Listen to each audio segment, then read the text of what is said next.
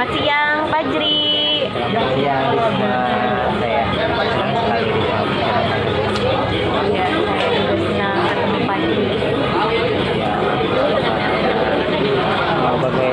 apa kabar Risma bagaimana sekarang? Kabar lumayan sedang baik. Sedang baik. Tidak sedang baik ya, Fajri. Ya, apakah bisa dibicarakan bersama gitu, diceritakan kepada saya? Bisa. Jadi ceritanya tuh gini ya. Sebenarnya kan bulan-bulan kemarin tuh nih cerita awal dulu. Risma tuh kan ceritanya keterima nih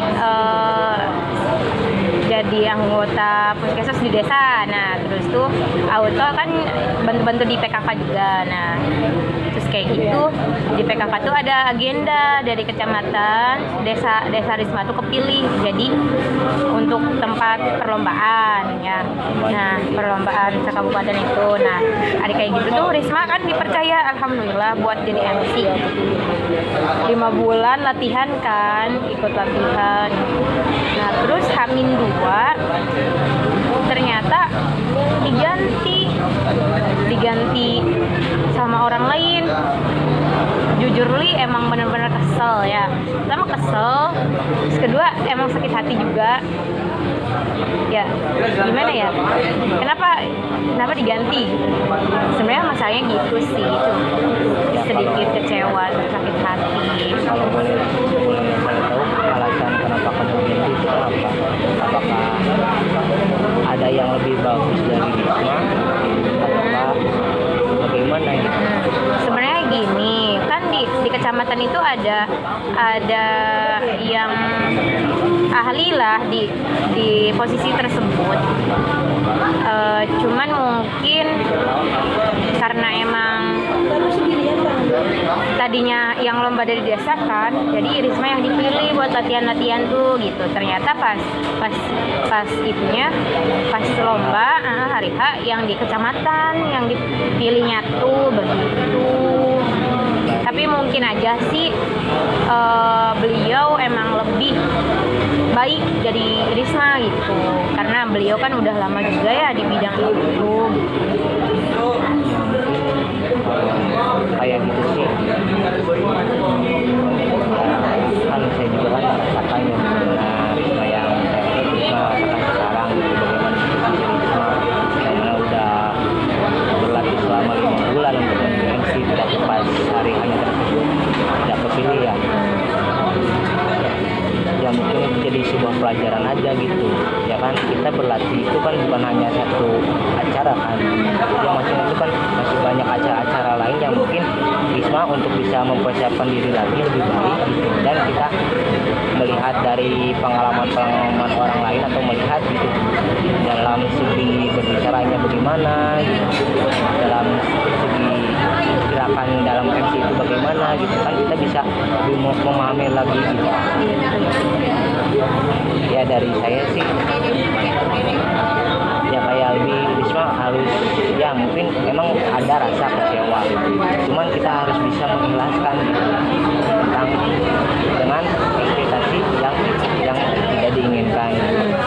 Nah untuk sekarang apakah Risma masih ada perasaan kecewa atau rasa sakit hati gitu tentang masalah tersebut? Dari pernyataan yang tadi Fajri kasih tahu ke Risma sih ya lumayan nggak sakit hati lagi sih. Maksudnya kan benar juga gitu, karena latihan-latihan yang kemarin bisa dipakai ke acara yang lain juga. Ya mungkin ini jadi satu pelajaran aja gitu.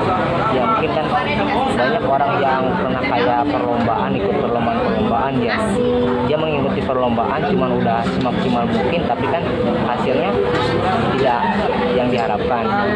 Nah itu kan kita juga ada sebuah peribahasa mengatakan kegagalan kegagalan yang sekarang akan membuahkan manis di waktu yang tepat. Jadi seakan-akan sekarang kemarin Risma berlatih itu Risma untuk menguji gitu kesabaran dan kayak keikhlasan gitu. Tatkala Risma ada sebuah acara lagi gitu, tidak terpilih lagi kan Risma udah ini kan pernah gitu, saya rasakan gitu. Jadi sebuah pengalaman Risma, pengalaman berharga buat Risma gitu. Untuk Risma bisa lebih baik lagi ke depannya gitu. Jadi jangan sampai masa lalu Risma itu tersebut dijadikan sebuah pedoman, udah mau lagi jadi MC, udah mau kayak gitulah, udah putus asa. Kemarin juga kita udah latihan 5 bulan, pilihnya orang lain, jangan sampai kayak gitu. Ya mungkin kita bisa pahami gitu, kita bisa pelajaran gitu. Kan pengalaman yang di saya kan guru bahasa juga pernah dari sebuah pengalaman kan peribahasa mengatakan bahwa guru terbaik itu adalah dari sebuah pengalaman. Yang mana dari sebuah pengalaman itu kan karena kita pernah merasakan apa yang kita merasakan. Jadi kalau bisa dibilang itu pengalaman berharga buat Risma. Jangan sampai Risma putus asa lah, menyerah lah, udah tidak percaya diri lagi dengan apa yang kita usahakan gitu. Karena usaha tidak akan mengkhianati sebuah hasil. Ya mungkin dari saya sih cuma mengasih saran itu aja gitu. Adapun kita memberi solusi kan saya mungkin tidak bisa memberikan sebuah solusi, cuman hanya bisa memberikan saran. Karena ketika kita memberikan sebuah solusi kepada Risma tapi tidak sesuai ekspektasi yang saya katakan, maka menyalahkan saya seorang peserta. Apakah ada yang tidak